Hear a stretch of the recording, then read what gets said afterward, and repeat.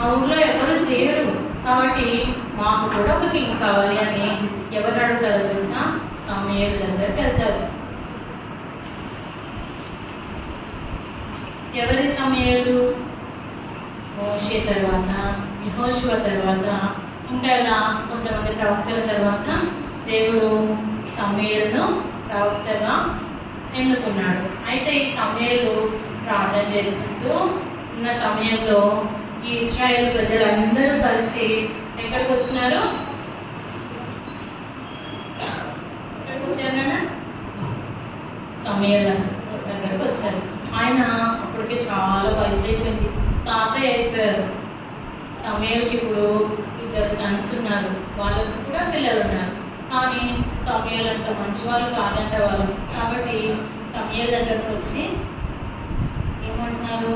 సమూయేలు, సమూయేలు, నువ్వు చాలా మంచి ప్రవక్తవు, నీకు దేవుడు ఏమేమి చెప్తా వస్తున్నాడో నువ్వు అన్నీ మాతో చెప్పేవాడివి, అలాగే మా విషయంలో కూడా అన్నీ అలాగే జరిగేవి. కానీ ఇప్పుడు నీ కుమారులు అంటే నీ సన్స్ అలాంటి వాళ్ళు కాదు, చాలా చెడ్డవాళ్ళుగా ఉన్నారు. కాబట్టి ప్లీజ్ మా కోసము ఒక కింగ్ను ఏర్పరచుకొని మా మీద అతన్ని కింగ్గా చేయవా, రాజుగా చేయవా అని అడిగినారు. అనిపించిందా? చూడండి,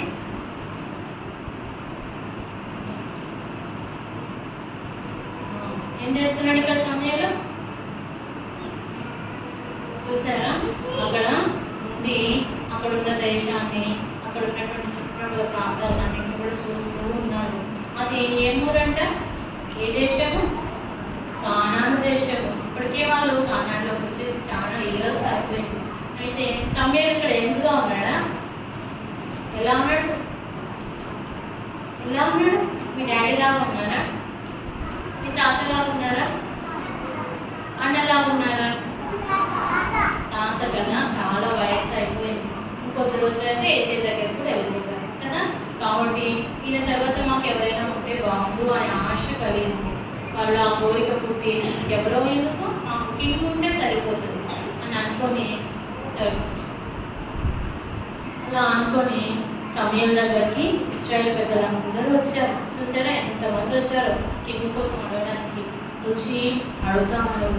ఈ చుట్టుపక్కల ప్రాంతాల్లో, దేశాలలో చాలా మందికి చాలా కింగ్స్ ఉన్నారు కదా, మాకు కూడా ఈ యొక్క లోకంలో ఉన్నటువంటి ప్రకారంగా మాకు కూడా ఒక కింగ్ కావాలి, ప్లీజ్ మా కోసం ఒక కింగ్ను మీరు ఏర్పరిచి మాకు కింగ్ను చేయండి అని చెప్పి అడుగుతానే సమూయేలు షాక్ అయిపోతాడు. నాన్న, అదేంటి ఇది? మన దేవుడైన యెహోవా మనకు రాజుగా ఉన్నాడు కదా. నాకు ఒక పాప చెప్పింది కదా, ఏమని చెప్పింది? దేవుడే మనకు రాజు అని చక్కగా చెప్పింది కదా. అలాగే సమూయేలు కూడా అదే ఆలోచిస్తున్నాడు. దేవుడు మనకు రాజుగా ఉన్నాడు కదా, ఇప్పుడు మళ్ళీ కొత్తగా రాజు ఏంటి? ఆయనలాగా ఎవరైనా మనల్ని చూసుకోగలుగుతారా? చూసుకోలేరు కదా. మమ్మీ మనకు ఉందనుకోండి, ఆకలిస్తుంది మమ్మీ అనగానే అన్నం పెట్టేస్తుంది, నేను టిఫిన్ టైం అయితే టిఫిన్ పెట్టేస్తుంది, స్నాక్స్ టైం అయితే స్నాక్స్ పెట్టేస్తుంది. అదే మమ్మీ లేదు, మనం బయట ట్యూషన్లోనో స్కూల్లోనో రోడ్డు మీదే ఉన్నాం అనుకోండి, ఎవరైనా ఏదైనా ఇస్తారా మనకు? పోనీ మన బంధువుల రిలేటివ్స్ ఇంట్లో ఉన్నాను, అక్కడ వాళ్ళు ఏమైనా ఇస్తారా? ఒకరోజు ఇస్తారేమో, 2 days ఇస్తారేమో, ఆ తర్వాత బాబా ఈ పిల్లలు ఏం విసిగిస్తున్నారా నాయన, పోతే బాగుండు అంటారా అన్నారా? కదా. కానీ మమ్మీ ఎప్పుడైనా విసిగించింది అట్లా మిమ్మల్ని ఎప్పుడైనా తిట్టుకున్నదా? తిట్టదు కదా. ఒకవేళ తిట్టినా కూడా వెంటనే దగ్గర తీసేసుకుంటుంది. లేదు నాన్న పొరపాటు అన్నాను, తెలియక కోపం వచ్చేసింది అని చెప్పి నీకు ఇష్టమైనవన్నీ ఇచ్చేస్తుంది, అవునా కదా. అట్లనే ఇప్పుడు మరి దేవుణ్ణి కాదని వీళ్ళు ఇంకొక రాజుని తీసుకుంటే ఏమవుతుందో వాళ్ళకు తెలియకుండానే వాళ్ళు మాకు కావాల్సిందే, మాకు ఇవ్వాల్సిందే అని వాళ్ళ మనసుకు నచ్చినట్టుగా వాళ్ళకు తోచింది వాళ్ళు అడిగేస్తున్నారు. అడిగితే వాళ్ళ తర్వాత వచ్చే నష్టము వాళ్ళు తెలుసుకోలేకపోతున్నారు. కాబట్టి ఏం చేస్తున్నారంట? సమూయేలు పదే అడుగుతూనే ఉన్నారు. అంతే సమూయేలు సరే అని చెప్పి వాళ్ళని ఇంటికి వెళ్ళమని చెప్తారు. వెళ్ళమని చెప్పి యేసయ్య దగ్గర ప్రార్థన చేస్తారు. ఏంటి దేవా ఇది, వీళ్ళు నిన్ను కాదని రాజుని అడుగుతున్నారు, వీళ్ళని క్షమించి దయతో వీళ్ళ పక్షాన నువ్వు నిలిచి ఉండు, వీళ్ళకు నువ్వే రాజుగా ఉండు ప్రభా అంటే వీళ్ళు మాట్లాడిన మాటలకి వీళ్ళు ఇంతకుముందు కూడా ఒక చిన్న మిస్టేక్ చేశారు తెలుసా. ఎంతమందికి తెలుసు ఐగుప్తు నుంచి వచ్చిన తర్వాత వీళ్ళు ఐడల్ని చేసుకుంటారు, విగ్రహాన్ని చేసుకుని పూజ చేస్తారు తెలుసా ఎవరికైనా. అయితే అప్పుడు అలాగా చేస్తారు, ఇప్పుడు కూడా అదే విధంగా చేస్తున్నారు. వీళ్ళు వద్దని చెప్పింది నిన్ను కాదు నన్ను, కాబట్టి ఏం చేయమంటున్నాడో తెలుసా. సమయంలో నీవు వెళ్ళి వారు నీకు ఏదైతే అడుగుతూ వచ్చినారో ఆ ప్రకారంగా వారికి ఏం చేయాలంట, రాజును వాళ్ళ కోసము నియమించు.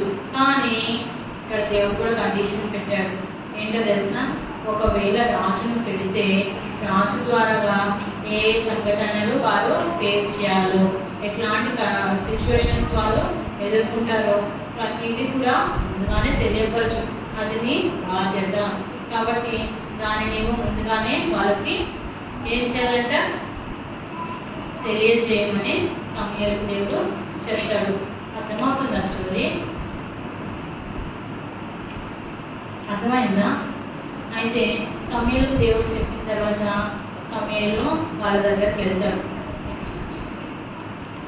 వాళ్ళ దగ్గరికి వెళ్ళి మరి మీరు ఈ విధంగా రాజు అడిగారు కదా, రాజును అడిగినందుకు నేను దేవుడి దగ్గర అడిగితే మరి ఓకే చెప్పాడు, కానీ తద్వారా మీరు చాలా ప్రాబ్లమ్స్ ఫేస్ చేయాల్సి వస్తుంది అని చెప్పి ఏడ్చుకుంటూ చెప్తాడు. నాన్న ఏం చెప్తాడో తెలుసా, మీకు చాలామంది సన్స్ ఉన్నారు కదా, కుమారులు ఉన్నారు, కుమార్తెలు ఉన్నారు, వాళ్ళని అందరినీ కూడా ఆయన పనిలో పెట్టుకుంటాడు.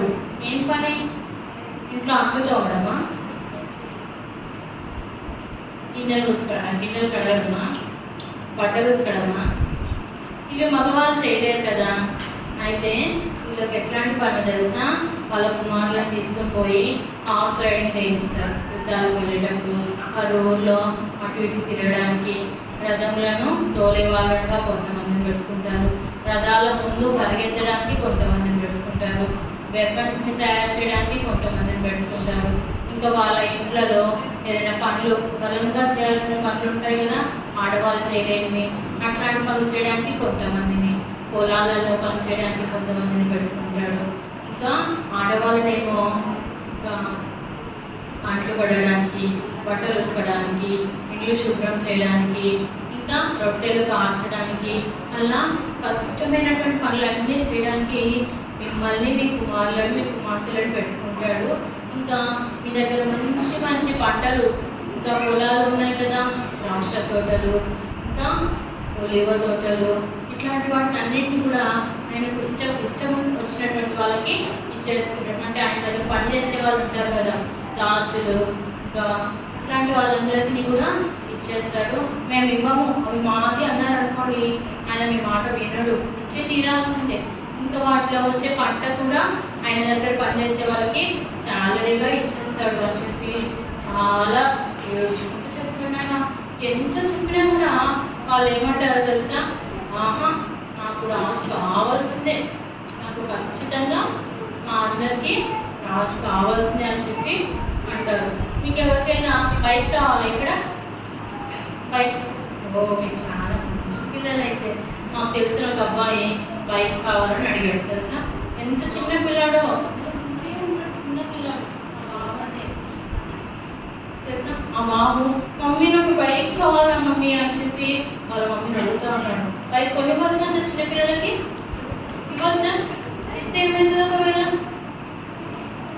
యాక్సిడెంట్ అయిపోతుంది, కనీసం నడపడానికి కూడా రాదు కదా, చాలా ఎత్తుంటుంది బండి, అవునా కాదా? మీరు బండి మీద కూర్చోవాలంటేనే మమ్మీ వాళ్ళు మిమ్మల్ని పట్టుకొని కూర్చుంటారు. అట్లాంటిది ఆ బండి నడిపించాలంటే బాబోయ్, నీకు దెబ్బ తగిలితే మీ ముందుండే వాళ్ళు కూడా దెబ్బ తగిలింది కదా. మరి మీకు ఎవరికైనా యాపిల్స్, గ్రేప్స్, ఇంకా పోమోగ్రానైట్ ఇవి ఎవరికైనా ఇష్టమేనా? మ్యాంగో ఎంతమందికి ఇష్టం? ఇప్పుడు సీజన్ కదా, కాబట్టి మరి మ్యాంగో కోసే కత్తి, నైఫ్ చదివించండి. మ్యాంగో కోసే కత్తి ఎవరికైనా కావాలా? దించండి, అందరు చేతులు దించండి. మ్యాంగో కోసే కత్తి, నైఫ్ కావాలా మీకు? చేతులు దించండి.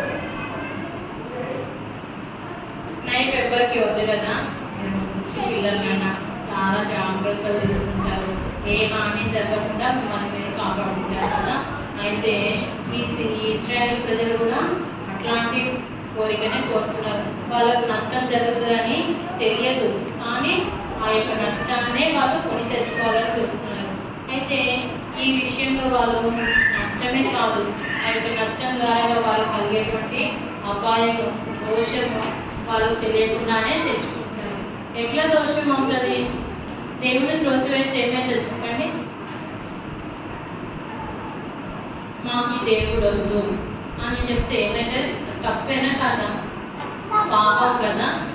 మనం దేవుణ్ణి నిరాకరించి మనకి ఇష్టం వచ్చినట్టు చేస్తున్నాం అనుకోండి, వాటిలో తెలియకుండానే అబద్ధాలు ఆడతాము, తప్పు చేస్తాము, దొంగతనం చేస్తాము, ఇంకా గొడవలు కూడా చేస్తాము. అవునా కాదా? దెబ్బలాడుకుంటారా లేదా? ఆ పెన్సిల్ నాది. ఎంతమంది మీ ఫ్రెండ్స్ దగ్గర పెన్సిల్ తీసుకునే వాళ్ళు ఉన్నారు? నా పెన్సిల్ రావి, నేను తెచ్చుకున్నాను నిన్నే షాప్ దగ్గర నుంచి. కొంతమంది ఉంటారు కదా, నేను మంచి పిల్లలు, కానీ కొంతమంది అట్లా ఉంటారు. వాళ్ళకి తెలియకుండానే అబద్ధం ఆడతారు, దొంగతనం చేస్తారు, వీటిని కవర్ చేసుకోవడానికి గొడవ కూడా పడతారు. ఎందుకు గొడవ? అది నాది, ఇది నేను చేయలేదు, అది వాడే చేశాడు. ఇట్లాంటివన్నీ చేసి పాపానికి వచ్చే జీతము, పాపం వల్ల వచ్చే జీతము మరణం. ఈ మరణం వల్ల ఏం పొందుకుంటాం మనము? నిత్య నరకంలోనికి వెళ్ళిపోతాము. ఈ నిత్య నరకంలోనికి ఇశ్రాయేలు ప్రజలు వెళ్ళకుండా, మనం వెళ్ళకుండా దేవుడు ఏం చేశాడో తెలుసా? ఇశ్రాయేలు ప్రజలను క్షమించేశాడు. అయ్యో, నా బిడ్డలే కదా, తెలియక చేస్తున్నారు, రాజు వస్తే వాళ్ళు ఎన్ని కష్టాలు పడాలో వాళ్ళకి తెలియదు కదా అని చెప్పి వాళ్ళని ఫర్గివ్ చేసేసాడు. ఫర్గివ్ చేసి వాళ్ళ కోసం ఒక మంచి రాజును ఏర్పరచాలని అనుకొని ఏం చేస్తాడో తెలుసా?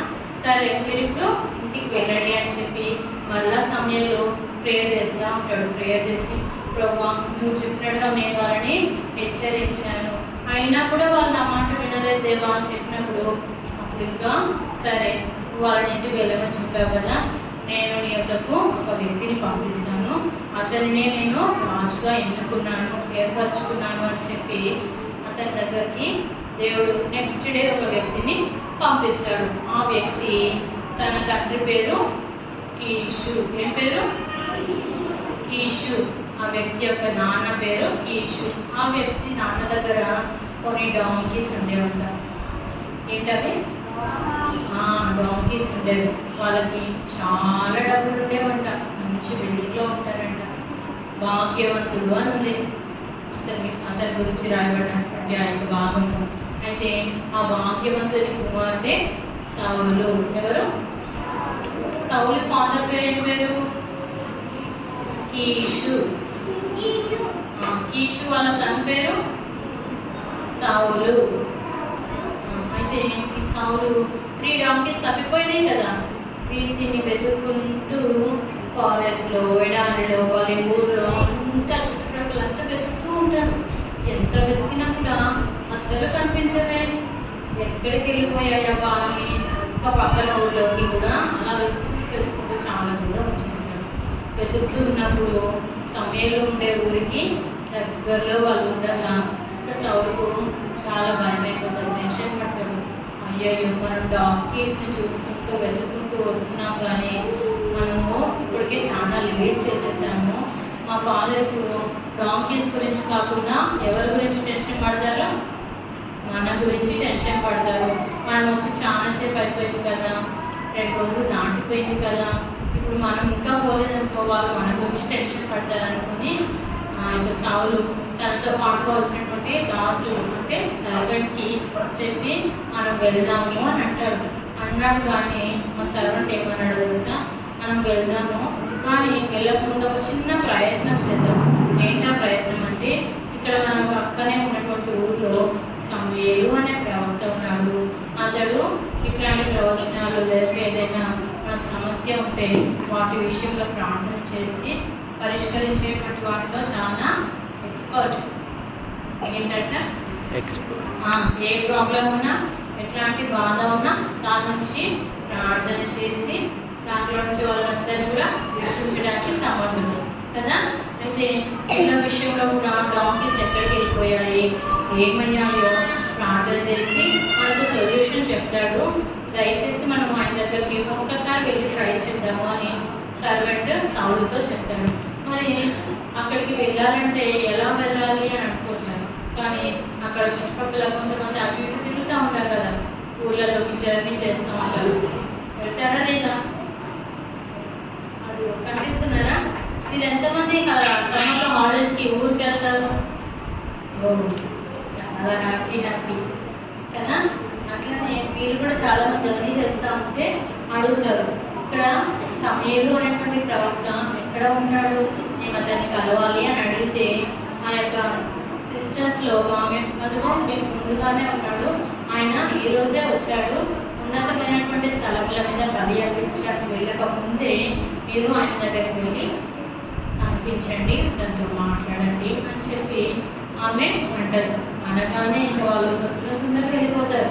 అప్పటికే లేట్ అయిపోయింది కదా, వాళ్ళకి లేట్ అయిపోయిందని చెప్పి ఫాస్ట్గా సౌలుతో ఉన్నటువంటి సర్వెంట్ ఇద్దరు కలిసి సమయల్ ఇంటి దగ్గరికి వెళ్తారు. వెళ్ళిన తర్వాత సమయల్ దగ్గరికి వెళ్ళి, అయ్యా ఇక్కడ సమయలు అనేటువంటి ప్రవక్త ఉన్నాడంట, మీకు తెలుసా అని ఎవరిని అడిగాడు? సమయల్ దగ్గరికి వెళ్ళి సమయల్ని అడిగాడు. అర్థమవుతుందని చెప్పేది? అర్థమైందా? నేను నీ దగ్గరకు వచ్చి నీ గురించే అడిగానంట, మీకు నమ్మొస్తారే రాదా? అయితే అలా సమయం దగ్గరికి వెళ్ళి అడిగినప్పుడు మీరు వెతుకుతున్నటువంటి మనిషిని నేనే సమయాన్ని అని అన్నప్పుడు వెంటనే వీళ్ళు సమయాలతోటి మాట్లాడడానికి ట్రై చేస్తారు. కానీ విషయం ఏంటంటే సమయంలో నిజంగా నిన్న చెప్పినాడు కదా, నీ దగ్గరికి ఒక వ్యక్తిని రేపటి దిన పంపిస్తాను, అతనే నేను ఏర్పరచుకొని ఉన్నామని చెప్తాడు కదా. సమయాన్ని వీళ్ళు కలవగానే నేను మీకోసమే వెయిట్ చేస్తున్నాను, ఈరోజు రాత్రి మనము కలిసి భోజనం చేద్దాము, మీరు మా ఇంట్లో బస చేయండి, అంటే గెస్ట్గా మా ఇంట్లో మీరు రెస్ట్ తీసుకోండి అని కూడా చెప్తాడు. ఎవరో తెలియని వ్యక్తి మా ఇంట్లో మీరు డిన్నర్ చేయండి, లంచ్ చేయండి, మా ఇంట్లోనే మీరు ఉండాలి అని చెప్పి అనడం ఏంటి? సమయాలకు అర్థం కాదు, సౌలుకు అర్థం కాలేదు. అర్థం కాక కన్ఫ్యూజ్ అయిపోయాడు. నేను ఎవరైతే నీకు ముందే తెలుసా, నేను వస్తానని తనకు తెలుసా అని అనుకుంటూ ఉండగా సౌలుకు ఇంకో షాట్ ఇచ్చాడు సమయాలు. ఏంటో తెలుసా? మీ గాడిదలు దొరికాయి. ఏం దొరికాయంట? ఏం దొరికాయి? మీ చేతులు ముడుచుకోలేదు.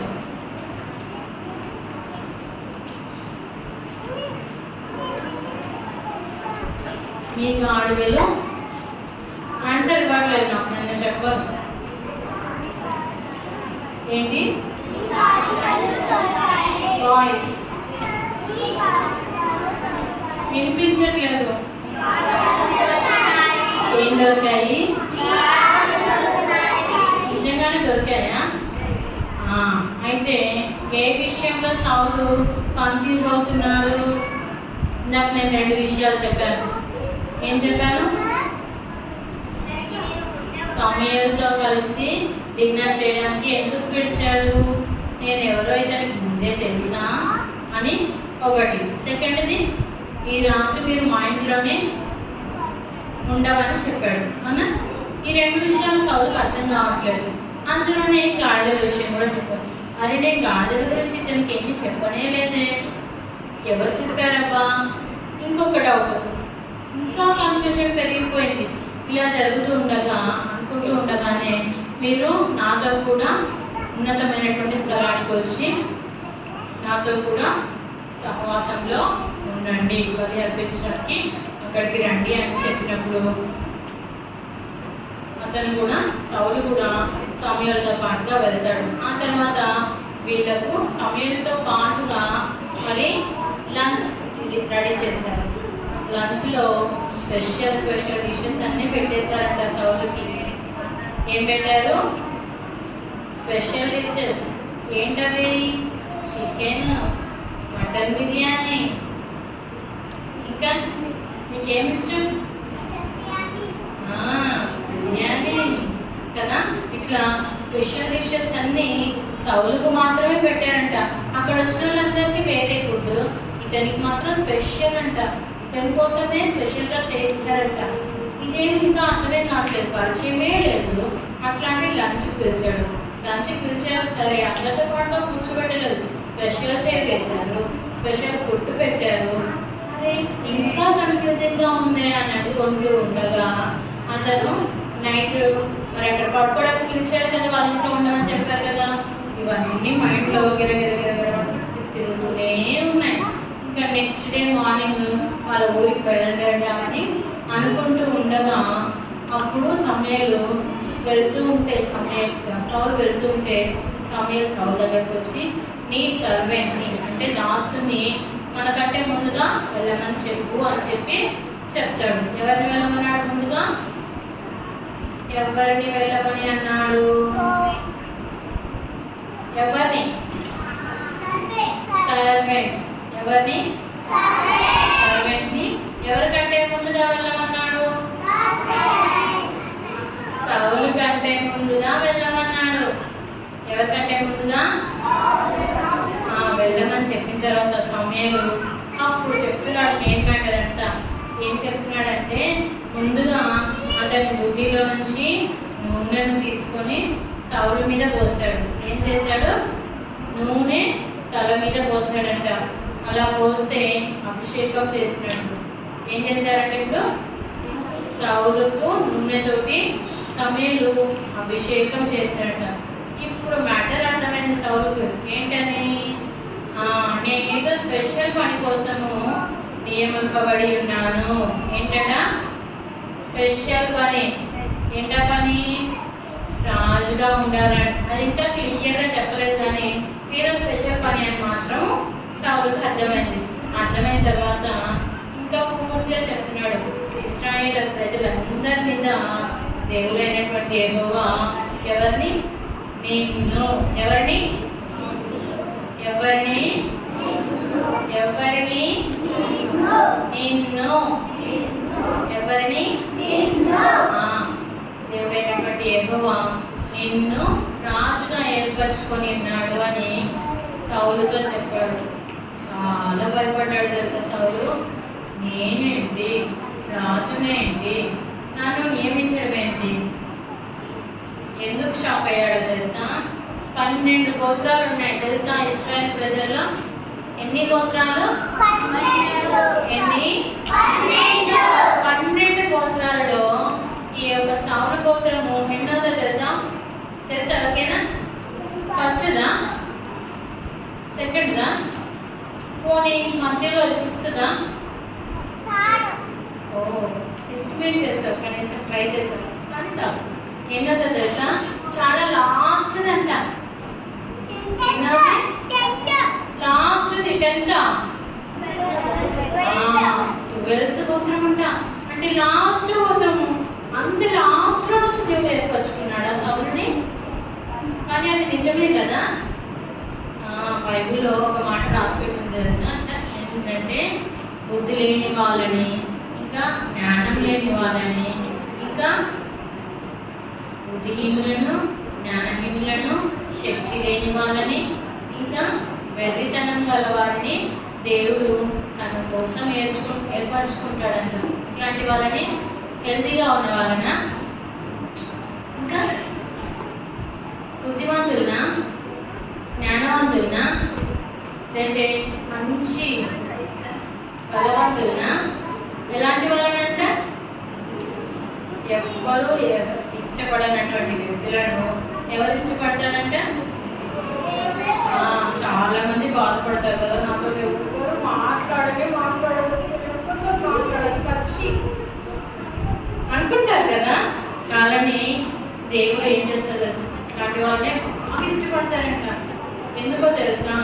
మనల్ని ఎవరు ప్రేమించినా, ఎవరు ప్రేమించకపోయినా దేవుడు మనల్ని కూడా చాలా ప్రేమిస్తారంట. అందుకే లాస్ట్ గోత్రంలో నుంచి వచ్చినటువంటి వ్యక్తి అయినా కూడా ఆ యొక్క కీషు కుమారుడైనటువంటి సౌలును దేవుడు ఏం చేశాడంట?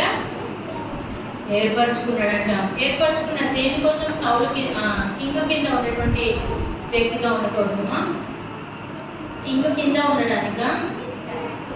దేనికి సౌలును ఏర్పరచుకున్నది? దేనికి?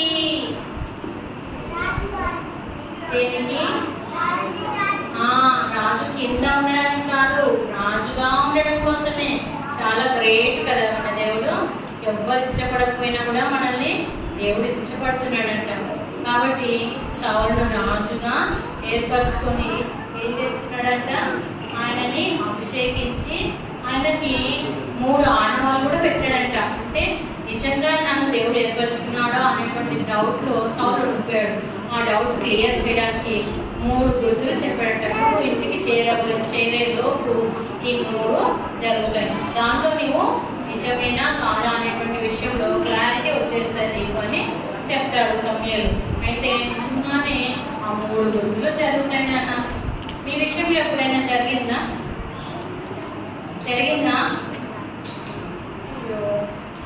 ఒకసారి ఎప్పుడైనా ఏసైనా అడిగి చూడండి, ఏసయ్యను నిజంగా ప్రేమిస్తున్నావు నన్ను అని అడిగి చూడండి.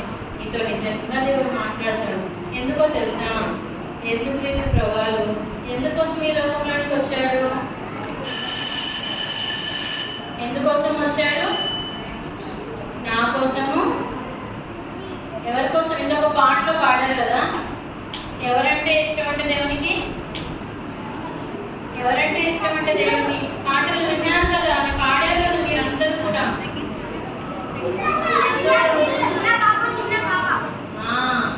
ఎవరిని ప్రేమించాడంట? నిన్ను ప్రేమించాను. ఎవరినంట? ఎవరిని ఏర్పరచుకున్నాడంట? నన్ను ఏర్పరచుకున్నాడంట. దేవుని బిడ్డలుగా ఎవరిని చేశాడంట? మనల్ని అందరినీ కదా. మళ్ళీ ఇక్కడ మరి దేవుడు ఆ యొక్క పరలోకాన్ని విడిచిపెట్టి తన కుమారుని ఎందుకు పంపించినాడు? నీ కోసము, నా కోసం. అవునా కదా? రావడంతో సరిపోయిందా? ఏం చేశారు? మన కోసం శిలువలో ప్రాణం పెట్టారు. ప్రాణం పెట్టి చనిపోయాడా అంటే అయిపోయిందా? సింపుల్గా ఏం చేశారంటే ఇంకా శిలువలో రక్తం కార్చారు కదా. చాలా దెబ్బలు తిన్నారు, కొరడా దెబ్బలు తిన్నారు. చాలా మంది ఉమ్మి వేశారు, తిట్టారు, అసహ్యించుకున్నారు, ఎంతగానో ద్వేషించారు. నువ్వు రాజువా, నువ్వు యూదుల రాజువా అని చెప్పి ఎంత తిట్టారో తెలుసా. అసహ్యించుకున్నారు, కోపడ్డారు.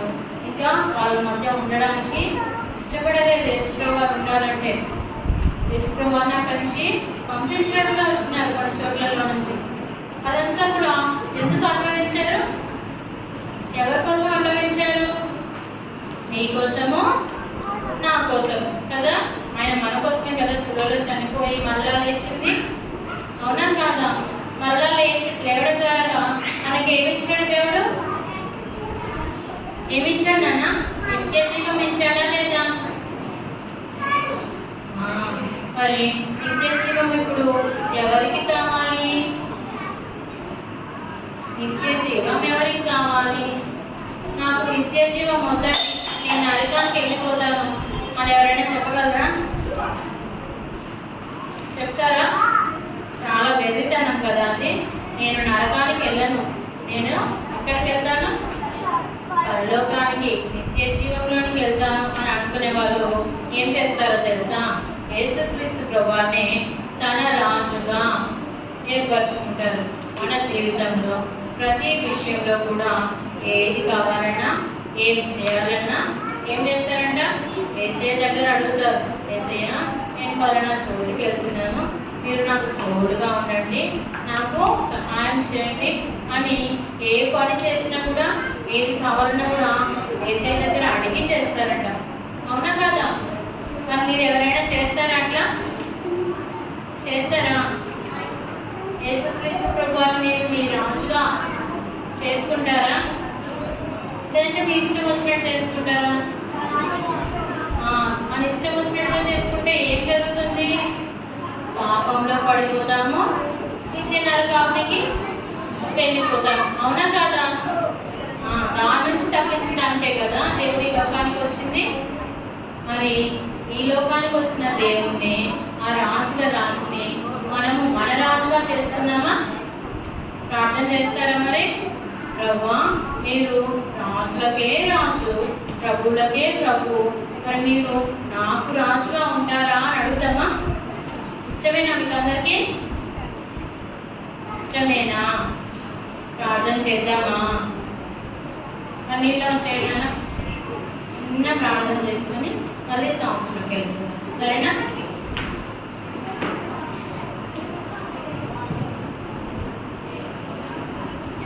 అందరు నీళ్ళలో చేయాలండి. పైకి 1 2 3 వచ్చారా? 3లోకి వచ్చేసారా అందరూ?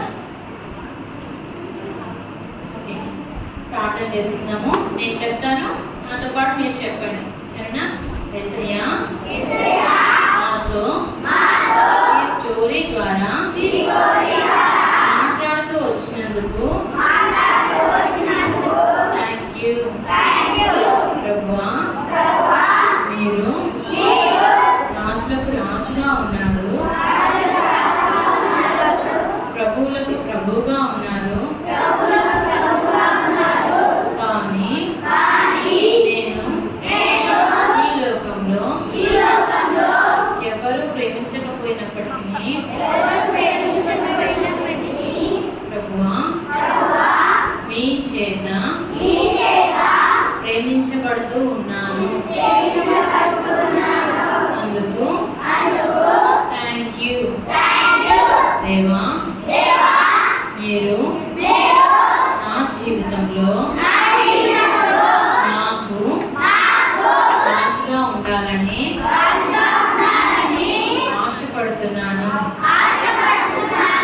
దయతో మీరు నాకు రాజుగా ఉండండి. నా ప్రతి విషయంలో